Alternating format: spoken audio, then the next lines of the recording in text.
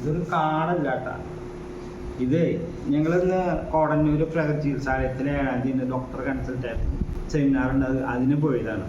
അപ്പം അവിടെ ചെന്നപ്പോൾ ജോസേട്ടൻ തന്ന സാധനങ്ങളാണ്. ഇത് കണ്ടില്ലേ, ഇത്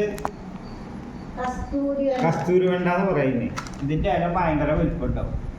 അപ്പോൾ ഇത് നമ്മുടെ മത്തങ്ങേരല്ല, കുറേ ദിവസമായി മത്തങ്ങേരയാണ്. പണ്ട് ഞങ്ങൾ ഇത് അധികം കഴിച്ചുള്ളത് ടീച്ചറെ ഫാം ഒരു ഷൂട്ട് ചെയ്യുക. അപ്പോൾ ഇടയ്ക്ക് ടീച്ചർ ഫാമിൽ പോയിട്ട് ഉണ്ടായി. ഇപ്പം പിന്നെ അവിടെ ഇല്ല.